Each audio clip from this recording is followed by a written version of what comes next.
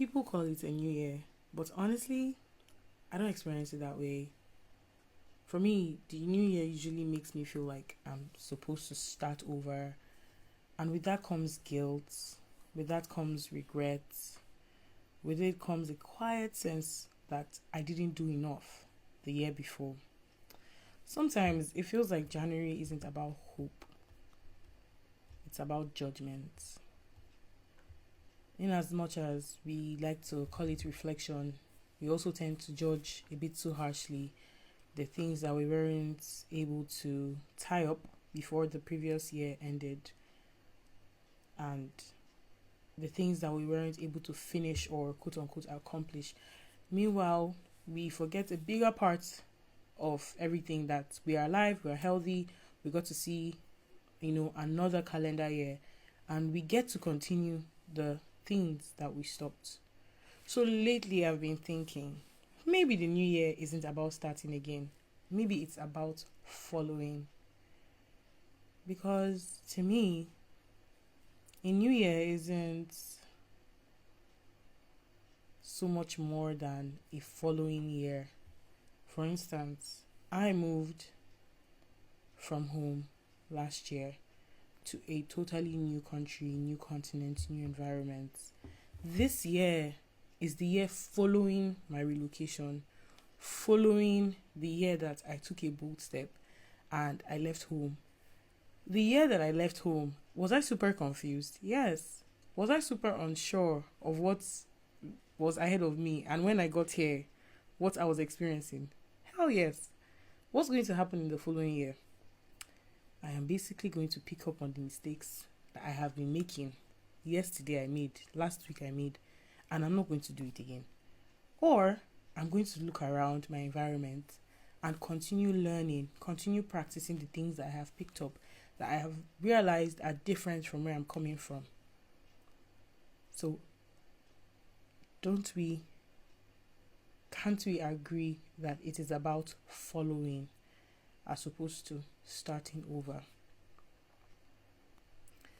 Following through, following what already began, following the parts of myself that were forming quietly last year, as opposed to disregarding and just saying, oh, this is new year, new me. New year, same you, because it's a following year. So new year following you, even following the tracks that you have begun, that you were following last year, you're just going to continue. Now, I'd like to talk about the things that I carried forward. Last year, a lot of things were unfinished for me. For one, self-discovery. Although, I don't think that is ever meant to be finished. Self-discovery, self-growth, self-awareness, self-love, anything that has to do with self personally, because we evolve every minute, every hour, every day, every week, every month, every year, every decade, whatever. Because we keep on changing, we keep on learning new things about ourselves, we keep on reforming and reshaping ourselves to fit certain places that we find ourselves, certain situations, circumstances, and what have you. Excuse me. That never stops. But for me, I am carrying forward my self-discovery. Honestly, what felt harder to face was this question I kept avoiding. Why don't I take the chances on the things that I actually believe in?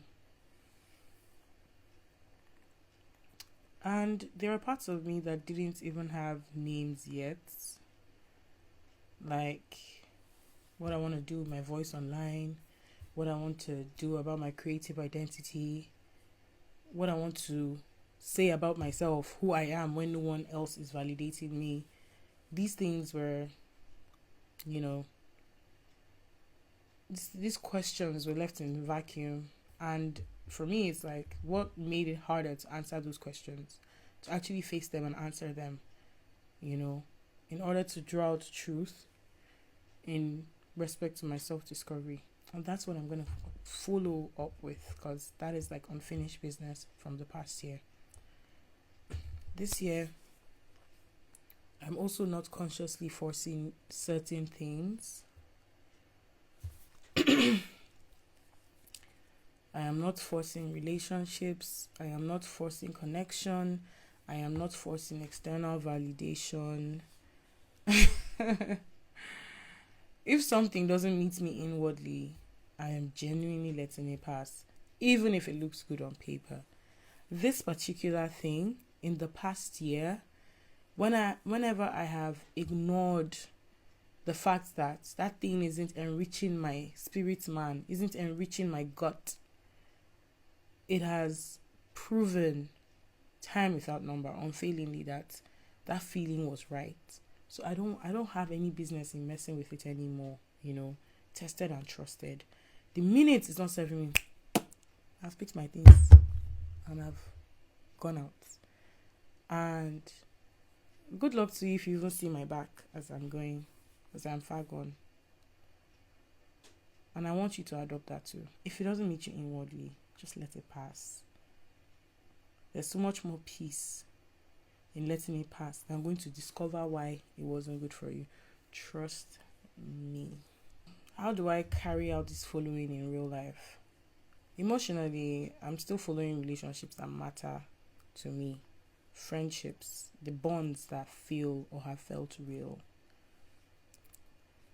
Intellectually, what I am continuing, not reinventing, my master's program, learning a new language, exploring artificial intelligence. These are projects that started the year before and I'm following through with them. So that's my point. We're not starting afresh. We are following.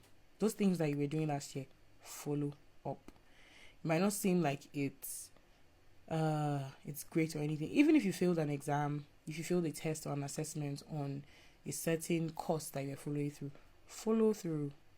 Abandoning it isn't going to change the fact that you wanted to do that in the first place. You encountered some challenges and you just abandoned it. Abandoning it isn't going to change the fact that you were interested and you face challenges.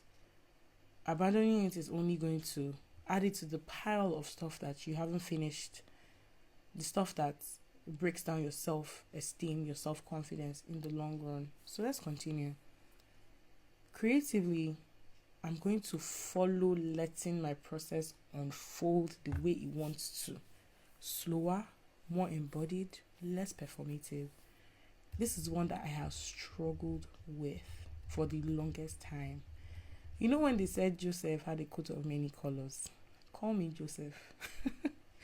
Because when it comes to creativity, I wear on many hats. That's what I like to tell myself. And it confuses me. I don't know how to contain and how to push it forward.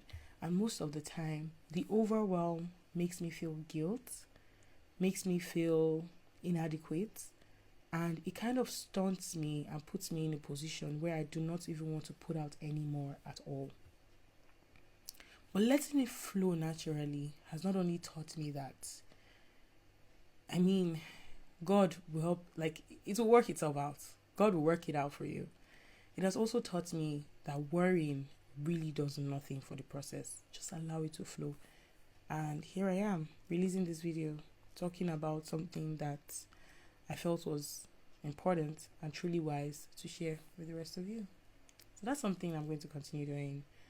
I am not going to rush the process. I am not going to be so generic about it where it doesn't feel personal and I feel like, oh, I don't like this. This is not me. And something less performative, more natural. Now, let's talk about resisting January pressure. January has this strange pressure. Like today now, it's a Thursday. The New Year fell on a Thursday. And in our minds, it's like, no, it can't just be a Thursday. This is New Year. Like everything has to change overnight for it to count.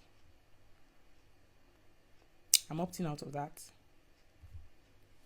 I am not going to allow the pressures of the guilt, the regrets, the pessimistic reflection get the best of me. I am just going to continue with the enthusiasm that I have started things and I am proud of myself to have started. So now I have to make myself proud to follow through. Now, I believe we can go ahead and close with quiet intention. Okay? I need you to tell yourself, as I am telling you now, that this year, I am not promising a reinvention. You should not promise a reinvention. I am allowing myself to be myself. I am allowing myself to explore myself. I am allowing myself to place myself genuinely on a pedestal I actually deserve. And you deserve that too. You deserve to do that too. You should allow yourself to be yourself. You should allow yourself to explore yourself. And you should allow yourself to place yourself genuinely on a pedestal that you deserve. Not because it's a new year, but because I am still here and I am still following.